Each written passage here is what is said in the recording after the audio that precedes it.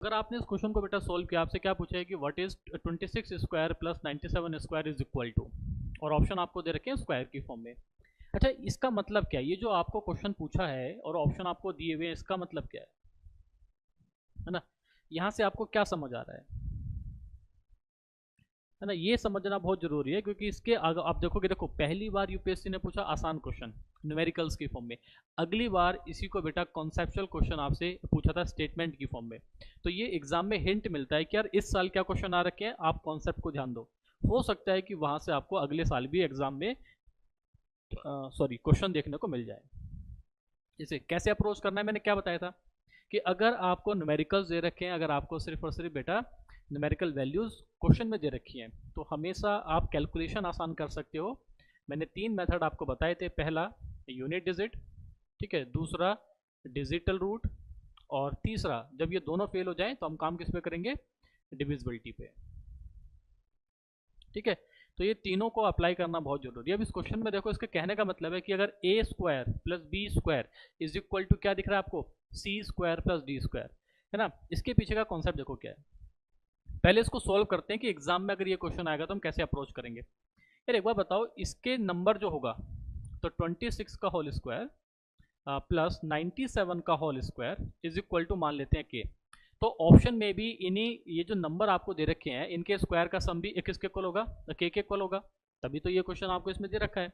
अगर के इक्वल, इस बात का मतलब क्या है कि भाई यूनिट डिजिट हमेशा के की क्या होगी, सेम। मतलब इस क्वेश्चन की जो यूनिट डिजिट होगी, ऑप्शन में से जो इसका करेक्ट आंसर होगा, उसकी भी बेटा आखिर की डिजिट कैसी होगी, सेम होगी।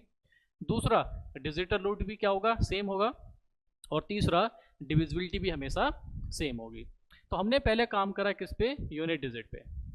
अगर हमने बेटा यूनिट डिजिट पे काम करा तो हम ये हम ये देखेंगे कि कितने ऑप्शन में हम एलिमिनेट कर पाएंगे। तो देखो, आखिरी डिजिट हम कैसे निकालेंगे, लास्ट डिजिट पे काम करेंगे। 6 का स्क्वायर 36, 36 का 6, 7 का स्क्वायर 49 का 9, तो 9 और 6 15, 15 का भी 5।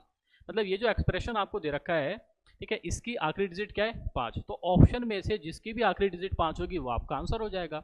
अब बस आप चेक करो कि ऐसे कितने ऑप्शन आपके पास हैं। जैसे पहले ऑप्शन देखते हैं, 7 का स्क्वायर 49 प्लस 3 का स्क्वायर 9, 9 और 9 8, आखिरी डिजिट क्या आ रही है, 8। मतलब ये आंसर नहीं हो सकता है। आपने दूसरा चेक करा, 4 का स्क्वायर, देखो डायरेक्ट आप चेक कर सकते हो, 4 का स्क्वायर 16 का 6, 3 का स्क्वायर 9, 9 और 6 15, आखिरी डिजिट क्या आ रही है, 5। मतलब आंसर हो सकता है। 2 का स्क्वायर 4, 1 का स्क्वायर 1, 4 और 1 5, आंसर हो सकता है। 9 का स्क्वायर 81, मतलब आखिरी डिजिट 1। 2 का स्क्वायर 4, 4 और 1 5, आंसर हो सकता है। मतलब हम यूनिट डिजिट से सिर्फ और सिर्फ एक ऑप्शन को एलिमिनेट कर पाए, लेकिन बाकी 3 हमारे पास ऑप्शन है। मतलब हमारा यूनिट डिजिट से आंसर नहीं आया, नहीं आया तो काम किस पे करेंगे, डिजिटल रूट पे। डिजिटल रूट होता क्या है, पहले इसको समझ लेते हैं। बेटा किसी भी नंबर को, लेट से आपको एक नंबर दे रखा है 2 3 5 4 6 3, किसी भी नंबर को 9 से डिवाइड करके जो रिमाइंडर आता है उसी को हम क्या बोलते हैं, डिजिटल रूट। मतलब इस नंबर को जब हम 9 से डिवाइड करेंगे तो 9 से डिवाइड करके जो रिमाइंडर आएगा वो क्या है हमारा, उसी को हम क्या बोलते हैं, डिजिटल रूट बोलते हैं। अब 9 से डिवाइड करने का भी आसान तरीका है कि हम क्या करेंगे, जो भी नंबर आपको दे रखा है जिसका आपको डिजिटल रूट फाइंड करना है, मतलब 9 से रिमाइंडर फाइंड करना है, उसकी आप डिजिट्स का सम करो, और डिजिट्स की सम पे जहाँ पे 9 या 9 का मल्टीपल बनेगा उसको छोड़ दो। मतलब उसको आपको एडिशन में काउंट नहीं करना। जैसे 6 और 3 9 छोड़ दो, 5 और 4 9 छोड़ दो, क्या बचा, 3 और 2 5। तो 5 क्या है, 5 इज द रिमाइंडर। जब मैं इस नंबर को 9 से डिवाइड करूंगा तो 5 क्या आया, रिमाइंडर, और वही रिमाइंडर क्या होता है आपका, डिजिटल रूट। एक और एग्जांपल लेते हैं, लेट्स से 1 2 3 6 4 7 8 9, आपसे पूछ रहा है what is the digital root of this expression. क्या करोगे, डिजिटल रूट मतलब 9 से डिवाइड करके रिमाइंडर। तो आप हमेशा डिजिट्स के सम पे काम करो, और जहां पे भी 9 या 9 का मल्टीपल बनेगा उसको छोड़ देंगे। तो यहाँ पे आपको 9 दिख रहा है, छोड़ दो, तो आपको दिखा 8 और 1 9, छोड़ दो, 7 और 2 9, छोड़ दो, 6 और 3 9, छोड़ दो। मतलब जहां पे 9 या 9 का मल्टीपल बनेगा आप उसको जो है समेशन में काउंट नहीं करेंगे। क्या बचा आपके पास, 4। तो 4 क्या है आपका, डिजिटल रूट, या फिर 9 से डिवाइड करके रिमाइंडर। ऐसे इसमें निकालते हैं। अब यहाँ पे देखो स्क्वायर है, तो आप क्या करोगे, पहले हमने डिजिटल रूट निकाला पहले ऑप्शन, मतलब पहले इसका निकाला हमने क्वेश्चन का, तो 6 और 2 8 का स्क्वायर। देखो 26 का डिजिटल रूट क्या है 8, क्योंकि क्या किया उसने स्क्वायर, स्क्वायर कर रहा है तो हम उसका स्क्वायर कर देंगे, क्यूब होता है तो क्यूब कर देंगे, मल्टीप्लाई है तो मल्टीप्लाई, डिवाइड है तो डिवाइड, डिवाइड नहीं करेंगे, उसके भी कुछ पर्टिकुलर बेटा केसेस होते हैं, और अगर एडिशन है तो ऐड कर देंगे, माइनस है तो माइनस कर देंगे। तो 6 और 2 8 का स्क्वायर 64 है ना। 64 का मतलब क्या हो, देखो अब आपको मिला डिजिटल रूट कितना आ गया 64, 64 का मतलब क्या है, आपस में दोनों को ऐड करेंगे, 6 और 4 10, 10 का मतलब क्या है 1 + 0, मतलब 26 के स्क्वायर का डिजिटल रूट कितना है 1, आगे क्या है साइन प्लस का, 97, देखो 9 दिख रहा है 9 छोड़ देंगे, 7 का स्क्वायर 49, 49 का मतलब 9 + 4 कितना आएगा 13, 13 का मतलब 1 + 3 कितना आएगा 4, मतलब आपको बेटा समेशन हमेशा सिंगल डिजिट पे लेके आना है, ठीक है। तो यहाँ पे कितना आ गया 4, ये क्या है डिजिटल रूट, क्योंकि यूनिट डिजिट से हम सिर्फ और सिर्फ बेटा एक ऑप्शन को एलिमिनेट कर पाए, इसीलिए हम काम किस पे कर रहे हैं अब डिजिटल रूट पे। तो कितना आएगा देखो, इसका आया 5। अब ऑप्शन में देखो ऐसे कितने नंबर आपके पास हैं जिनका डिजिटल रूट क्या आ रहा है 5 आ रहा है, देखो 4 और 3 7, 7 का स्क्वायर 49, 49 का मतलब 13, 13 का मतलब 4, प्लस 9 छोड़ देंगे, 3 का स्क्वायर 9, 9 और 4 13, 13 का मतलब क्योंकि बीच में क्या है एडिशन, 13 का मतलब 3 और 1 4, तो इस वाले एक्सप्रेशन का डिजिटल रूट क्या आया 4, लेकिन हमें क्या चाहिए 5, मतलब ये आंसर नहीं है। इस पे चेक करो 82 का स्क्वायर प्लस 41 का स्क्वायर, तो 8 और 2 10, 10 का मतलब 1, 1 का स्क्वायर 1, प्लस 4 और 1 5 का स्क्वायर 25 का मतलब 7 और 2 7 और 1 8, लेकिन हमें क्या चाहिए 5, ये भी आंसर नहीं है, तो आपका आंसर क्या है डेल्टा। आप चेक भी कर लो या बिना चेक करिए आपका आंसर आ गया। ये तो थी इस क्वेश्चन की अप्रोच, अगर एग्जाम में आपको ये क्वेश्चन दिखा, पहले हमने काम किया यूनिट डिजिट पे, जब ये फेल हो गया मतलब हम सिर्फ एक ऑप्शन को हटा पाए, तो हमने फिर काम किस पे करा डिजिटल रूट पे। अब देखो क्योंकि इसमें एक ही ऑप्शन ऐसा है जो इन दोनों को सेटिस्फाई कर रहा है, वो कौन सा डेल्टा, वो आपका आंसर आ गया। बेटा यहाँ तक कोई डाउट है किसी को तो बताओ, क्योंकि अब मैं इसका कॉन्सेप्ट आपको बताने वाला हूँ, जो कि बहुत अच्छा कॉन्सेप्ट है, तगड़ा कॉन्सेप्ट है। और आप देखोगे, देखो जैसे जैसे बेटा साल, देखो 2023 में पहले आसान क्वेश्चन पूछा, उसके अगले साल फिर स्टेटमेंट की फॉर्म में यही क्वेश्चन आया, लेकिन अच्छा क्वेश्चन है। यही चीज़ आपको सीखना है कि यार लास्ट वाले एग्जाम में क्या आया है, वो वहाँ से क्या क्या क्वेश्चन आपको अगले एग्जाम में दिख सकता है। और यूपीएससी हर बार बेटा पिछले 20 साल से ऐसा ही वो जो है करता है, पहले आपको हिंट देगा कि यार अगले साल अगले 2 साल हम ये क्वेश्चन पूछना स्टार्ट करेंगे, वहाँ से आपको हिंट मिल जाएगा, ठीक है। अब इसके पीछे का कॉन्सेप्ट देखो, कॉन्सेप्ट क्या है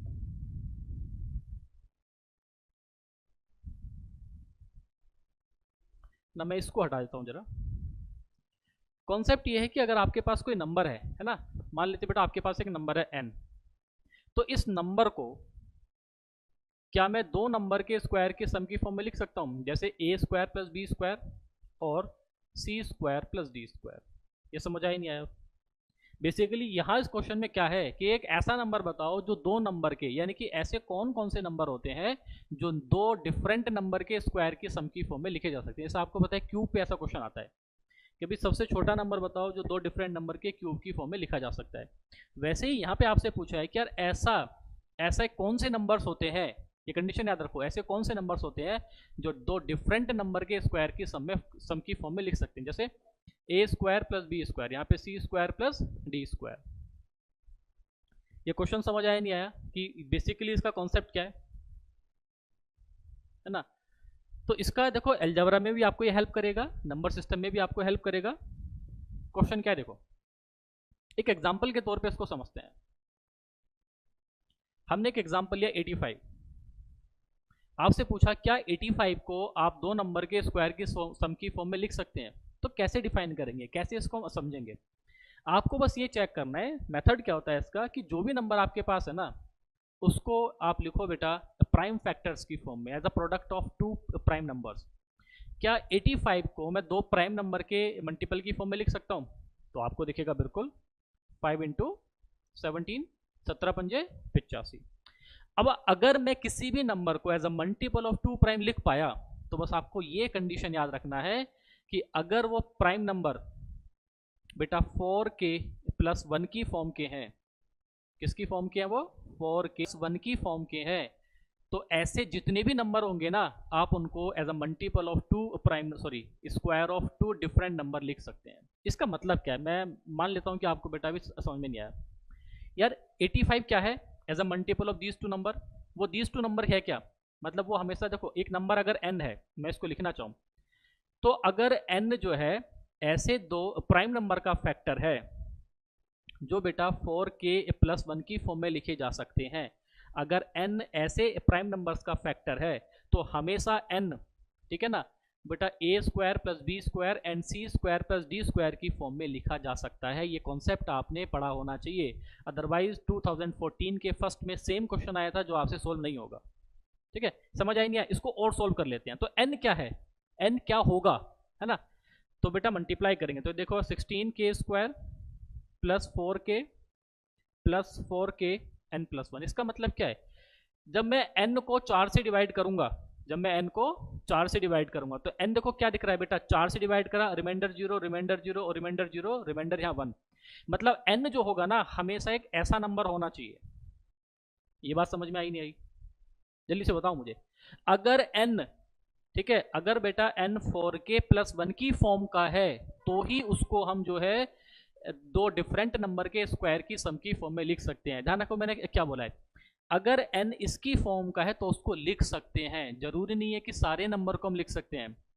ठीक है, ये बात समझो, मतलब दोबारा समझो, जरूरी नहीं है कि सारे नंबर जो 4k प्लस 1 की फॉर्म के हैं हम उनको a square plus b square and c square plus d square, मतलब टू डिफरेंट नंबर के स्क्वायर की फॉर्म में लिख सकते हैं। It is not necessary. लेकिन ध्यान से समझो, अगर कोई नंबर जो बेटा दो डिफरेंट नंबर के स्क्वायर की सम में लिखा जा रहा है तो डेफिनेटली वो किसकी फॉर्म में होना चाहिए, 4k प्लस 1 की फॉर्म में होना चाहिए। यहां तक अगर किसी को बेटा कुछ भी डाउट है तो मुझे बताओ। ये कॉन्सेप्ट समझ में आई नहीं आया, है ना? इसको थोड़ा सा आगे एक्सटेंड कर देते हैं। हमने क्या माना कि भाई वो n किस फॉर्म का होना चाहिए, 4k प्लस 1 की फॉर्म का होना चाहिए, तभी हम उसको लिख सकते हैं। अगर इसकी फॉर्म का नहीं हुआ तो हम उसको जो है दो डिफरेंट नंबर के स्क्वायर की सम की फॉर्म में नहीं लिख सकते। एग्जांपल के तौर पे रखें, n क्या है, n is a integer, a positive integer. ठीक है, चलो बेटा k माना मैंने 0, तो नंबर क्या मिला मुझे, नंबर मिला 1। क्या 1 को मैं दो डिफरेंट नंबर के स्क्वायर की सम की फॉर्म में लिख सकता हूं? तो नहीं लिख सकता, है ना? लेकिन अगर बेटा मैं यहां से अगर मैंने k माना 1 तो देखो नंबर क्या मिलेगा, तो नंबर मिला मुझे 4 और 1 5। ठीक है, अगेन क्या 5 को मैं दो डिफरेंट नंबर के सम की फॉर्म में लिख सकता हूं? लेकिन मैंने क्या बताया था कि n क्या होना चाहिए, as a multiple of 2 prime numbers. ठीक है, कोई बात नहीं, k मान लेते हैं 2। अगर k 2 माना तो n क्या मिलेगा यहां से बेटा, 4 दूनी 8 और 1 9। क्या मैं n 9 को दो डिफरेंट नंबर के स्क्वायर की फॉर्म में लिख सकता हूं? अभी नहीं लिख पा रहा हूं मैं उसको।